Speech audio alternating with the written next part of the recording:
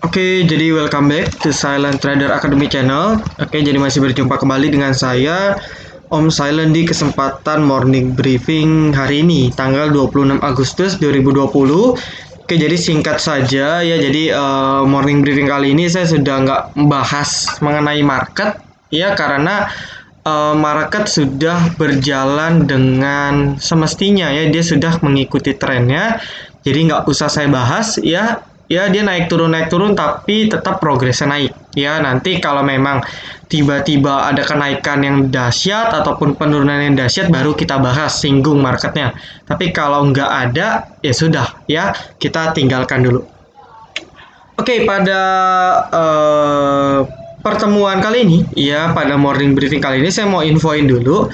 Sebenarnya saya ada mau rencana untuk buat meeting lagi ya. Jadi dulu kan sempat ada meeting sekali itu Silent Trader ya, Silent Trader Academy. Ya, jadi welcoming party untuk teman-teman yang member VVIP maupun yang non VVIP ya. Di sana lebih kepada sharing ya, saya memaparkan beberapa penjelasan terkait teknis trading di VVIP seperti apa, dan tentunya tanya jawab terkait seputar cara trading, cara stop loss, cara taking profit dan sebagainya. Ya, rencananya mungkin hari Minggu ya, tetapi saya belum cek. Nanti kalau memang hari Minggu nggak bisa, nanti saya infoin ya. Tetapi kalau lihat dari schedule mungkin hari Minggu ya, Minggu jam 13 ya. Jam 13 sampai jam 4 lah ya, jam 1 siang sampai jam 4 sore. Itu rencana ya, nanti info lebih lanjut akan diumumkan pada Sabtu pagi. Ya, jadi karena memang ada beberapa project juga yang harus saya selesaikan. Salah satunya adalah launching VVIP Silent Investor, di mana saya sudah mulai memasuki tahap research ya. Jadi saya sudah tentukan beberapa saham ya, karena masih free trial gitu 2 sampai 3 yang secara valuasinya dulu memang masih under value ya. Terus saya sudah mulai sekarang memasuki tahap screening ya, memasuki tahap research yang lebih jauh mengenai lini bisnisnya, mengenai prospeknya dan sebagainya ya. Maka dari itu saya butuh waktu di hari Sabtu dan Minggu karena rencananya launchingnya itu di 31 ya, ataupun di 1 September. Nah, maka dari itu nanti saya infoin kalau memang jadi ya. Bapak Ibu bisa coba luangin waktunya dulu itu di tanggal berapa hari Minggu ya? Di tanggal 30 ya, 30 Agustus di jam 1 sampai jam 4. Itu masih on schedule. Nanti kalau batal mohon maaf, nanti saya infoin. Oke. Nah, berikutnya salah satu watchlist yang bisa Bapak Ibu perhatikan ya, yang bisa Bapak Ibu perhatikan untuk perdagangan hari Rabu ini itu merupakan MNC Group. Ya, jadi MNC Group ini bisa kita perhatikan ya. Jadi kalau kita cek BMTR, ya meskipun ada gap ya disayangkan sih ya, saya juga menyayangkan ada gap. Itu di range berapa nih? Ya, ada gap di range 290 298 ya. Jadi ini ada gap gitu kan. Yang sebenarnya lebih enaknya sih ditutup dulu ya. Tetapi kalau saya cek dari chartnya, saya rasa ya ini sudah terpantul di golden ratio-nya Fibonacci di angka 61,8% gitu kan. Ya, jadi harusnya hari ketiga atau candle ketiganya market atau si BMTR sendiri ini akan ikut naik, karena memang ibaratnya ya, isu atau news dari si Pak Lo Keng Hong yang buy BMTR ini masih hangat ya. Karena isunya masih hangat baru seminggu 2 minggu ke belakang, maka saya rasa dampaknya masih akan luar biasa ya, seperti itu. Jadi kalau kita cek juga gitu kan ya, ini dia sayangnya belum break di sini sih ya. Ini ada salah satu resisten kuat di 316 ya, tetapi masih belum bisa di break ya. Tetapi kalau kita cek dari dia punya trend line sih ya, untungnya sudah break trend line ya kan, sudah break trend line. artinya sudah lepas dari fase downtrendnya. Ya, sudah lepas dari fase downtrend, ya sebenarnya kita tinggal tunggu saja ayunannya. Oke, maka dari itu Bapak Ibu bisa perhatikan ya, kalau mau average nanti bisa average di range 290 sampai 298. Money managementnya dijaga gitu kan. Targetnya berapa Om? Ya targetnya setidaknya di 324 dulu ya, 324 sampai 338, baru next target di 358. Ya, seperti itu. Itu targetnya. Nah, kalau kita cek secara weekly, ya jadi kalau cek secara weekly ya masih so-so lah ya. Kalau kita cek secara weekly, ini kan sudah break nih. Ya, sudah break. Jadi masih apa ya? Belum bisa nganalisis banyak kalau dari weekly. Ya, jadi chart weekly-nya pun belum terbentuk. Oke, Bapak Ibu, chart weekly-nya pun belum terbentuk. Ya kan, karena masih ada 3 hari lagi. Jadi kalau weekly-nya closing hari Jumat di atas 316, itu menjadi hal yang bagus untuk BMTR ke depannya. Ya, tapi kalau dia gagal, misalnya closing di atas 316, ya kita harus siap-siap average. Gitu aja sih paling. Oke. Nah, berikutnya ialah MNCN. Ya, jadi kalau kita cek MNCN juga masih range sideways. Ya, ini weekly-nya. Kalau kita ganti ke daily-nya, ya ini juga agak lumayan menarik. Ya, saya tambahkan indikator dulu, indikator momentum biar lebih confirm. Oke. Oke. Ya, jadi kalau kita cek, dia belum break trend lah. Ini berbeda dengan BMTR gitu kan. Oke, di sini ya sebenarnya kalau kita gambar di sini sih sudah break ya. Tapi kalau kita adjusted ya terhadap perubahan harga sahamnya, dia jadi ada dua trendan seperti ini. Oke, jadi dia sudah buat pola wedge yang cukup besar. Ya, si MNC ini sudah buat pola wedge yang cukup besar gitu. Oke, jadi kalau kita cek juga gitu kan. Ya, jadi kurang lebih seperti inilah. Ya, mungkin pusing kalau lihat garis ya, jadi saya hapus saja. Nah, intinya ialah setelah naik ya pada perdagangan tanggal 18 Agustus kemarin gitu kan, si MNCN ini koreksi ya, tetapi koreksinya itu volumenya cukup rendah artinya, dan koreksi pun di range yang sama ya. Jadi dari 940 ya 3 hari ya masih di range sekitar 900 sampai 940, bukan koreksi yang turun gila-gilaan seperti ini ya. Jadi dia masih di range yang sama ya. Ini ada range kecil kalau kita gambarkan ya. Nah, dia masih di ya, bahkan dia masih di dalam candle biru ini ya. Jadi ini salah satu indikator ya. Jadi ini salah satu candlestick formation sebenarnya ya.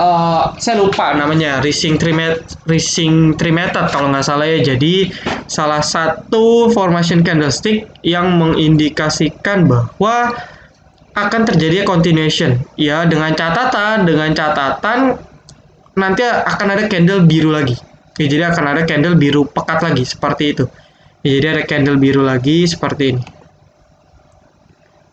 Nah, kurang lebih gitu ya. Jadi ini candle biru, nanti baru naik lagi ya. Jadi make sense kalau BMTR ikut naik, MNCN ikut naik ya. Jadi tinggal Bapak Ibu pilih ya, mau yang MNCN-nya ataupun yang BMTR-nya. Oke, coba kita cek singkat ya, pada saat koreksi asingnya bandara distribusi atau akumulasi sih Om Silent ya. Kita cek saja gitu kan. Kita cek 19 24 25, berarti dari tanggal 19 ya. Oke, dari tanggal 19 kita mau tahu nih siapa aja sih yang buang barang atau yang beli pada saat koreksi. Kita bisa cek ya. Import Ultima memang suka begini ya. Ya mungkin karena kita free trial ya, jadi dipersulit. Oke, all trade.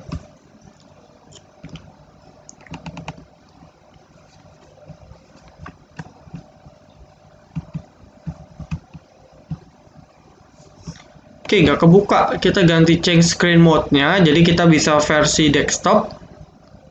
Ya, kita bisa ganti ke versi desktop. Oke. Ya, ini tinggal klik yang quick link di sini buat Bapak Ibu yang belum ngerti versi desktopnya. Ini kita ganti MNCN. Ini sama saja sih ya, tapi enakan tampilan versi mobile sebenarnya ya. Kita tinggal ganti, terus klik show. Ya, coba bisa gak ya?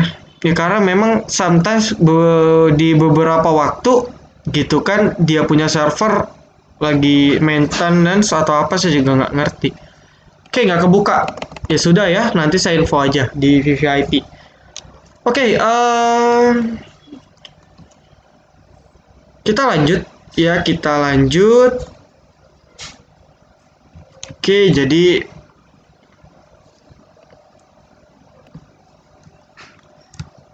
kita lanjut ke komoditas. Ya, jadi crude oil. Ya, jadi sayang Medco-nya sih kemarin koreksi. Ya, Medco-nya perdagangan kemarin koreksi. Ya, jadi kalau Bapak Ibu mau tunggu ya, ada dua kemungkinan, bisa langsung naik. Tapi kalau dia turun, kita bisa beli. Ya, jadi kalau pada saat nanti dia koreksi, kita sudah mulai bisa beli kalau mau. Ya, bisa beli nggak hari ini, hari Rabu, ataupun kalau besoknya Kamisnya lagi masih koreksi, kita bisa beli di hari itu ya. Jadi koreksi 1-3 hari kita bisa manfaatkan untuk beli Medco. Ya, jadi selagi dia berada di atas 525, ya fine-fine saja, masih aman. Ya. 5 berapa sih ini? Oh, 540, sorry. Selagi dia berada di atas 540 masih oke. Ya. Untuk Medco, Elsa, Akra. Yang paling uptrend sih Akra sih ya.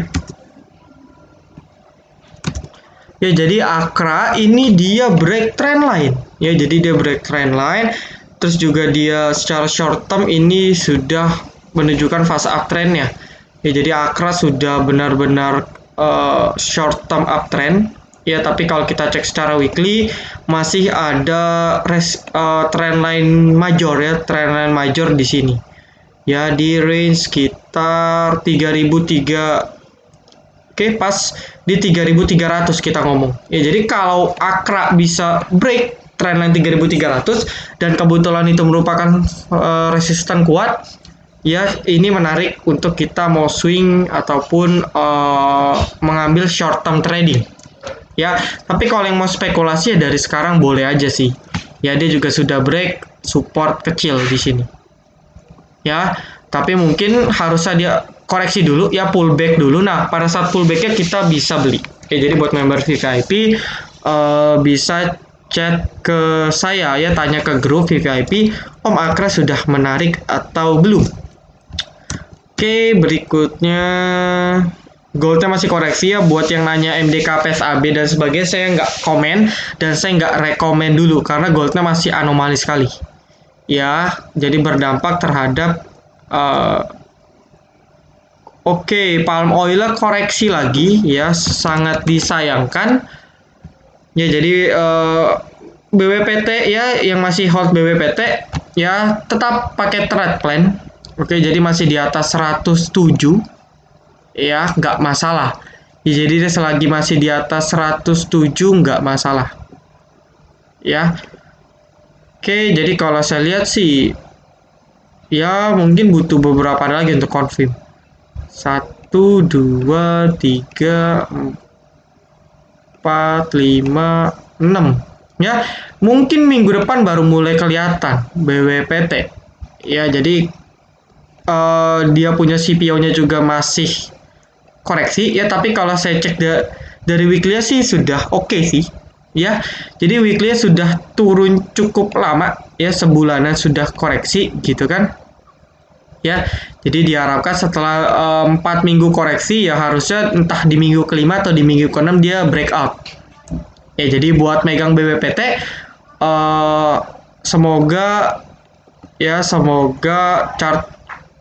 chart weekly bisa menjadi referensi juga buat Bapak Ibu untuk trading ya, karena saya rekomendasi BWPT juga based on dari weekly ya, saya cek weekly-nya loh cukup menarik. Ya, jadi weekly cukup menarik, jadi di atas 107 keep dulu. Yang mau average ya boleh di range dekat-dekat 107 sampai 109. Tetapi saya rasa nggak usah di average juga nggak apa-apa sih harusnya. Ya, tapi kalau yang dadanya masih banyak, boleh di average. Oke. Coba kita lihat call ya. Oke, call makin dalam. Call makin dalam, nikel naik tipis ya. Jadi nikel, tapi dia masih pakai data update terakhir sih ya. Nikel masih pakai update data yang belum berubah. Ya, jadi saham-saham seperti Inco dan Antam kemarin saya lihat sudah mulai menunjukkan kenaikan lagi. Ya, meskipun dia gagal break, tapi sudah mulai menunjukkan rebound. Ya, ini Antam juga bisa jadi referensi, gitu kan. Jadi kalau kita gambarkan seperti ini. Dia bentuk pola W, ya. Nah, kayak gini nih. Ya, harapannya sih seperti ini ya. Kalau nikelnya juga bagus, marketnya juga bagus, ya nggak mustahil Antam bisa ke 840 lagi ataupun ke 865. Nggak ada yang nggak mungkin. Oke, jadi oh iya, terakhir ada request PTBA katanya ya. Katanya Om PTBA Marubozu nih. Oke, kita cek. Ya definisi Marubozu kan candle full ya, nggak salah, ini candle seperti ini full Marubozu namanya, nggak ada ekor atas, nggak ada ekor bawah gitu kan. Tetapi identiknya trader kalau Marubozu itu ialah pertama volumenya ledakannya dahsyat ya. Jadi kalau kita cek PTBA ini volumenya memang biru, lebih tinggi daripada kemarin ya, tetapi nggak lebih tinggi dibandingkan rata-rata volume selama 120 hari ya. Jadi belum dikatakan Marubozu, meskipun bentuk candle Marubozu, tapi dari volumenya masih belum sepenuhnya confirm, terus juga kecil sekali ya, cuma 0,95%. Jadi saya rasa kurang tepat kalau dikatakan Marubozu ya. Ini juga Marubozu sebenarnya gitu kan, tetapi well, saya rasa kita nggak bisa lihat dari Marubozu dengan candle sekecil ini. Ya, jadi kalau kita gambarkan teknikalnya, ya ini ada gap, pasti ketutup, ya. Tinggal nunggu waktu aja. Cuman ya memang batubara sentimennya lagi banyak jelek ya. Harga batubara terus turun ya, tentu akan menekan margin profitnya, ya. Margin dari perusahaannya pun pasti menurun. Ya, jadi seperti PTBA, ITMG, Adro, pasti pendapatannya terus turun di 2020. Rugi sih enggak ya, karena mereka manajemennya cukup bagus, diversifikasinya cukup bagus. Rugi enggak, tetapi pasti profitnya, pendapatan menurun ya, karena cost batubaranya itu rendah, lebih rendah dibandingkan harga jualnya lebih rendah dibandingkan cost yang mereka keluarkan kayak gitu. Oke, nah ini sudah pas-pasan di trendline ya, dia udah pas-pasan di trendline. Jadi yang mau spekulasi beli PTBA boleh. Ya, biasanya dia akan coba untuk break trendline pendek. Ini trendline pendek ya. Tadi ya. Jadi ini trendline pendek, trendline minor aja bilangnya. Jadi kalau bisa break sih bagus ya. Targetnya di berapa Om? Ya, targetnya masih di sini. Dia harus uji dulu di 2200. Ya, jadi target PT masih di sini dulu. Selagi dia belum break 2200, saya rasa masih cukup sulit untuk menutup gap. Jadi itu range target kalau Bapak Ibu mau beli. Ya, ini kan sebenarnya masih sideway ini PTBA. Tuh ya. Ya kita ambil aja di 2000 ya, angka bulat. Nah, ini masih sideway. Ya, masih sideway. Jadi kita tinggal beli di support, jual di resist gitu dulu. Ya, jadi itu untuk PTBA. Semoga membantu. Oke, thank you buat teman-teman yang sudah nonton video ini dari sampai akhir. Jangan lupa like, comment, dan juga subscribe ya. Jangan lupa nyalakan notifikasinya agar ketika saya dan tim upload video terbaru, teman-teman bisa langsung update. Oke, see you in the next video. Silent Trader Academy, be silent, be cuan.